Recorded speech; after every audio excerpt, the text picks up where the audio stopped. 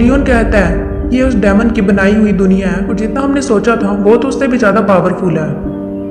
तभी वहाँ पर उस शो की फीमेल लीड आती है और वो कोई और नहीं बल्कि वो होंगजू होती है। तो वो दोनों होंगजू को अपने साथ लेकर जाने लगते हैं। तो होंगजू कहती है आखिर तुम दोनों हो कौन। तो होंगजू का वर्कर कहता है कि ये शो के सपोर्ट एक्टर है, न्यू आई है।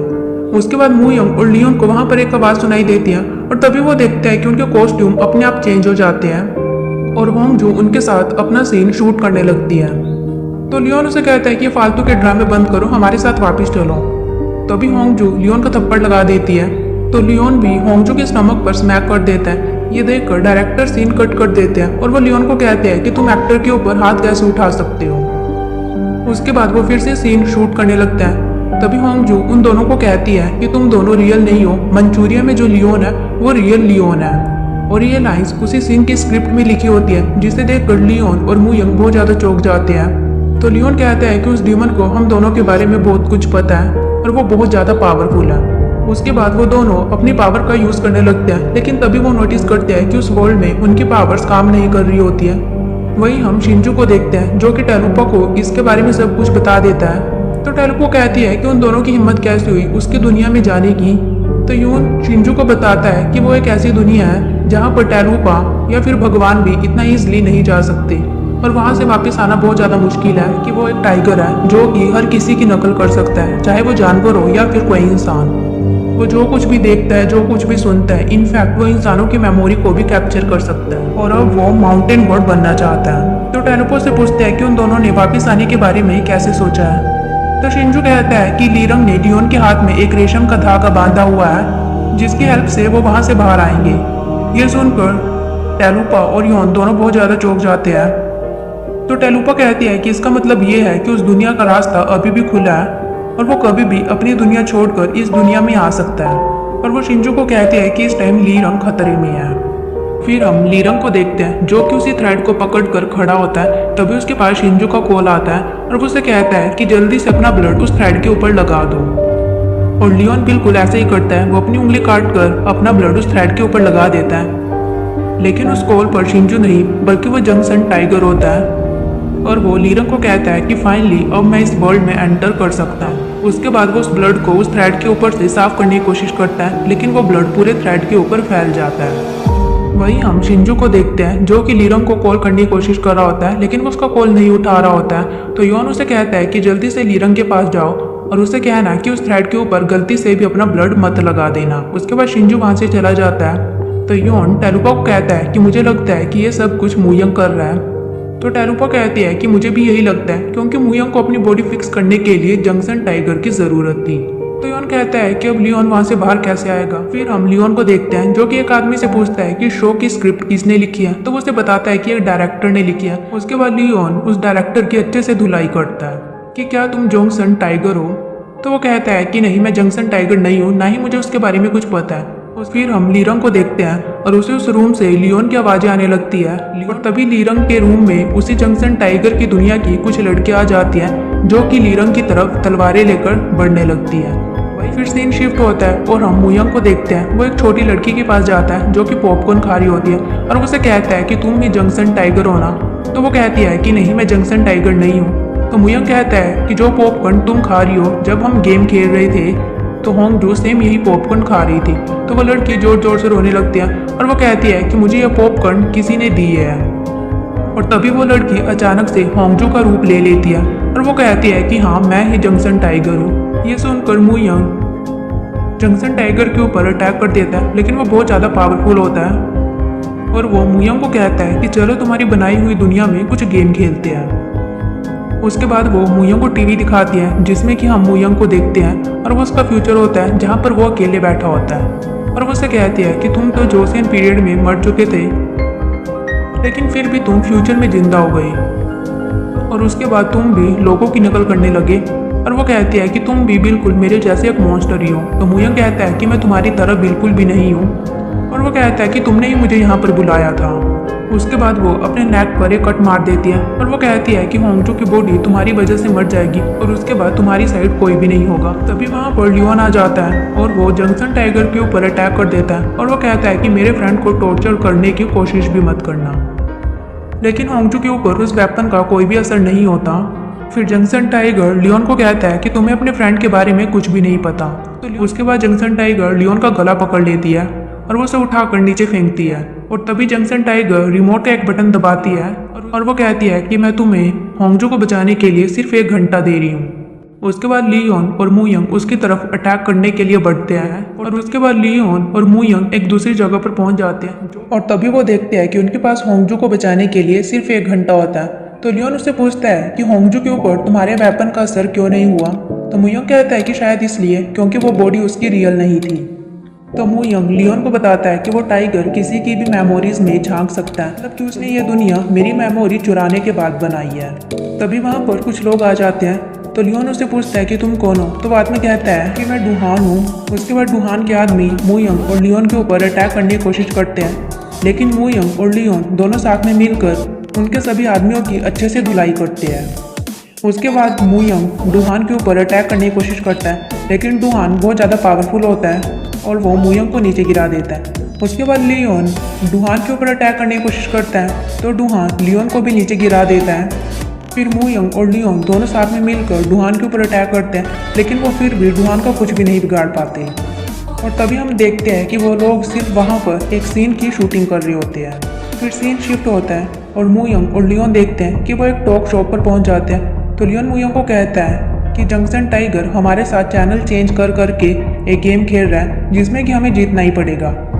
तभी वहाँ पर उनका इंटरव्यूअर आता है, जिसे देखकर मूयंग बहुत ज़्यादा चौंक जाता है क्योंकि वो उसके भाई होयोंग की तरह दिखाई दे रहा होता है। तो लियोन उसे कहता है कि ये तुम्हारा भाई नहीं है, तो खुद को संभालने की कोशिश करो। उसके बाद वो इंटरव्यूअर लियोन से क्वेश्चन करने लगता है कि तुम दोनों तो बेस्ट फ्रेंड थे, तो तुमने मूयंग के भाई को क्यों मारा। तो लियोन मूयंग को कहता है क्योंकि मेरे पास तुम्हें बचाने के लिए कोई और रास्ता नहीं था। तभी हमें पास्ट सीन दिखाया जाता है जहाँ पर काफ़ी लोग इंजर्ड होते हैं और वहाँ पर मूयंग और लियोन भी होता है और उन सभी लोगों को मूयंग के भाई होयोंग ने मारा होता है। उसके बाद होयोंग अपने भाई मूयंग को भी मारने की कोशिश करता है, लेकिन लियोन मूयंग को बचाने के लिए उसके भाई हुयोंग को मार डालता है। फिर सीन प्रेजेंट में शिफ्ट होता है और इंटरव्यूअर मूयंग को कहता है कि लियोन ने जो कुछ कहा क्या तुम उससे सेटिस्फाई हो। तो मूयंग कहता है कि मैं इसकी बातों से बिल्कुल भी अग्री नहीं करता और वो लियोन को कहता है कि ये सब कुछ तुम्हारी वजह से हुआ है। मैंने तुम्हें कहा था कि मेरे भाई को एक और चांस दे दो, लेकिन तुमने मेरी बात बिल्कुल भी नहीं सुनी। तो लियोन मूयंग को कहता है कि हमें फाइट नहीं करनी चाहिए, जंक्शन टाइगर यही चाहता है कि हम दोनों यहाँ पर फाइट करें। और तभी लियोन टीवी स्क्रीन के आगे जाकर कहता है कि मुझे पता है कि तुम हमें देख रही हो, लेकिन तुम जो चाहते हो वो बिल्कुल भी नहीं हो सकता। हम दोनों माउंटेन गॉड है और तुम हमारी जगह कभी भी नहीं ले सकते। और हम देखते हैं कि जंक्शन टाइगर लियोन को ये बोलता हुआ सुन रहा होता है और तभी वो रिमोट से दूसरा चैनल चेंज कर देता है। वहीं हम लीरंग को देखते हैं और वो दूसरी वर्ल्ड की लड़कियां लीरंग के ऊपर अटैक कर रही होती हैं और वो लीरंग को बुरी तरीके से इंजर्ड कर देती है और उसे बाहर से योही की आवाज़ आने लगती है। तो लीरंग उसे कहता है कि तुम्हें क्या लगता है कि तुम मुझे फिर से बेवकूफ़ बना सकती हो। लेकिन तभी हम देखते हैं कि बाहर सच में योही होती है। तो जंक्शन टाइगर लीरंग की आवाज़ में योही को कहता है कि तुम अंदर आ जाओ। ये सुनकर लीरंग उसे कहता है कि तुम अंदर मत आना, ये मैं नहीं हूँ। लेकिन योही अंदर आ जाती है और अंदर आने के बाद वो लीरंग का फेस पकड़कर वहाँ पर जोर से चिल्ला देती है और उसकी आवाज़ से वहाँ पर बहुत सारी चीज़ें टूट जाती हैं और वहाँ पर जो दूसरी दुनिया की लड़कियाँ होती हैं वो भी वहाँ से गायब हो जाती है और थ्रेड पर जो लीरंग का खून लगा होता है वो भी पूरी तरीके से साफ हो जाता है। तो लीरंग उसे कहता है कि मैंने तुम्हें अंदर आने के लिए मना किया था ना। तो योही कहती है मैंने तुमसे प्रॉमिस किया था कि जब भी तुम्हें मेरी ज़रूरत होगी मैं हमेशा तुम्हें प्रोटेक्ट करूँगी। तो लीरंग कहता है कि अब मुझे फिर से तुम्हारा एहसान चुकाना पड़ेगा। तो योही कहती है कि तुम इस एहसान को इसी टाइम चुका सकते हो। उसके बाद योही लीरंग को किस करने की कोशिश करती है, लेकिन लीरंग उसे किस नहीं करने देता। ये देखकर योही वहाँ से जाने लगती है, लेकिन लीरंग योही को रोक लेता है और वो खुद से योही को किस कर देता है और उसके बाद योही इमोशनल हो जाती है और उसकी आंखों से आंसू आने लगते हैं।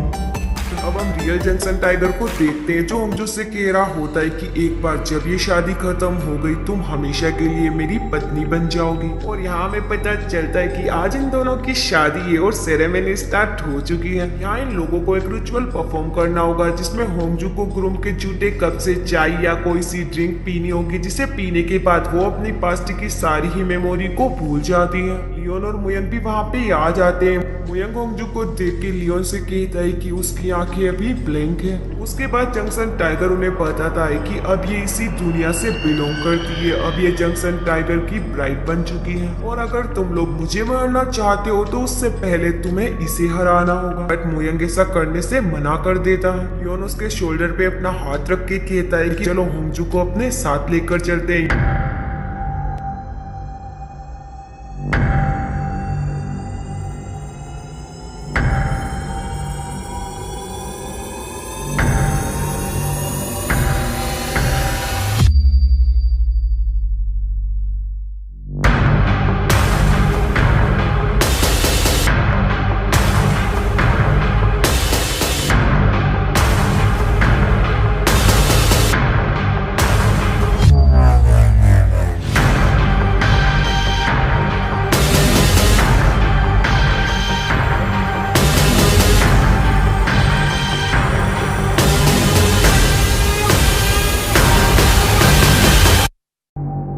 फिर हम मुयंग को देखते हैं जो कि जंक्शन टाइगर के पास वापस जाता है और वो अपने वेपन से जंक्शन टाइगर के ऊपर अटैक कर देता है और उसकी बॉडी से एक स्टोन निकलता है। तभी वहाँ पर लियोन आ जाता है और वो कहता है कि मतलब कि ये सब कुछ तुमने किया है। तो मुयंग कहता है कि मुझे अपनी बॉडी फिक्स करने के लिए स्टोन की ज़रूरत थी तो मुझे ये सब कुछ करना पड़ा। तो लियोन उसे पूछता है कि वो रेड वाइट मास्क वाले आदमी क्या तुम ही हो? तो मुयंग कहता है कि हाँ वो मैं ही हूँ और वो कहता है कि मैं ही तुम्हें इस दुनिया में लेकर आया हूँ क्योंकि तुमने मुझसे सब कुछ छीन लिया तो अब मैं सब कुछ वापस चाहता हूँ। उसके बाद मुयंग उस स्टोन की पावर को अपने अंदर ले लेता है और उसकी बॉडी पहले की तरह बिल्कुल सही हो जाती है। उसके बाद वो लियोन को कहता है कि तुम अपनी फ्यूचर दुनिया में कभी भी नहीं जा सकते और तुम अपनी लवर को कभी भी नहीं देख पाओगे। यह सुनकर लियोन को गुस्सा आ जाता है और वो मुयंग के ऊपर अटैक करने की कोशिश करता है। उन दोनों की वहाँ पर फाइट हो जाती है तो मुयंग लियोन के ऊपर अटैक करने ही वाला होता है लेकिन तभी वहाँ पर ली रंग एक ऐड को लेकर आ जाता है। तो ली रंग उसे कहता है कि मुझे पता ही था कि ये तुम्हारी ही कोई चाल होगी और वो लियोन को कहता है कि मैंने तुमसे कहा था ना कि तुम इसके ऊपर भरोसा मत करना। तो लियोन उसे कहता है कि तुम यहाँ पर क्यों आए हो, तुम यहाँ से वापस चले जाओ। तो ली रंग मुयंग को कहता है कि अगर तुमने मेरे भाई को हाथ भी लगाया तो मैं तुम्हें जान से मार डालूंगा। उसके बाद ली रंग और मुयंग की फाइट हो जाती है और तभी मुयंग ली रंग के कान में कहता है कि चलो मैं तुम्हें एक फनी स्टोरी सुनाता हूँ। उसके बाद सीन शिफ्ट होता है और हम देखते हैं कि ली रंग और लियोन बिल्कुल ठीक होते हैं और वापस अपनी दुनिया में जा रहे होते हैं। तो लियोन ली रंग को कहता है कि तुमने मुयंग को ऐसा क्या कहा जो उसने मुझे नहीं मारा और वो यहाँ से चुपचाप चला गया। तो ली रंग उसे कहता है कि तुम्हें ये जानने की ज़रूरत नहीं है और वो दोनों वहाँ से चले जाते हैं। फिर सीन शिफ्ट होता है और हम लियोन को देखते हैं और वो रात के टाइम पर अकेला बैठा होता है। वही हम देखते हैं कि ली रंग उसे दूर से खड़ा होकर देख रहा होता है और तभी हमें पास्ट सीन दिखाया जाता है जहाँ पर फाइट के दौरान मुयंग ली रंग को कहता है कि चलो मैं तुम्हें एक फनी स्टोरी सुनाता हूँ और वो ली रंग को बताता है कि तुम 2020 में अपनी ज़िंदगी जीने से पहले ही मर जाओगे और वो कहता है कि ऐसा इसलिए हुआ क्योंकि तुमने अपने भाई के लिए खुद को सैक्रिफाइस कर दिया था।